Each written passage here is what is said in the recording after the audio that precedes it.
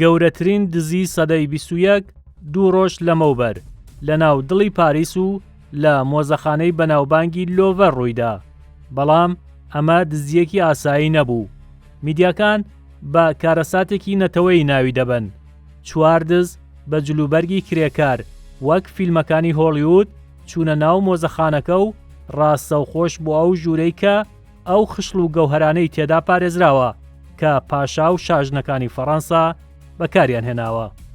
دزەکان بێ ئەوەی کات بە فیڕۆ بدەن چوونەتە سەر کار و 9 پارچە خشڵ و گەوهەریان دزیوە کە بەهاکەیان سەدان ملیۆن دۆلارە.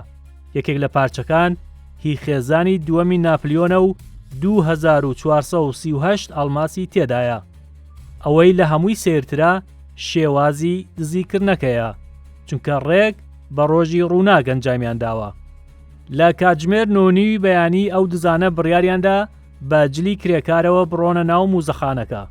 سەرەتا بە ڤانێکی پەیژەدارەوە هاتن لە باڵەکۆنی نۆهەمی دووەمی مۆزەخانەکەەوە بە کۆسەرە پەنجەرەکانیان بڕیەوە و ڕۆیشتنە ژوورەوە.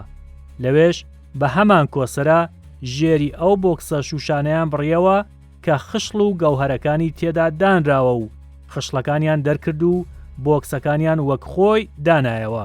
لە کاتی هاتنە دەرەوەکەیان و ڕاکردنیان تاجێکی ئەڵماس و زموردیان لێکەوت کە تاجەکە هی ئیمپراتۆر ئیۆجینی سێیەمین هاوسەری ناپلیۆنی سێم واتە کوڕەزای ناپلیۆن بووە.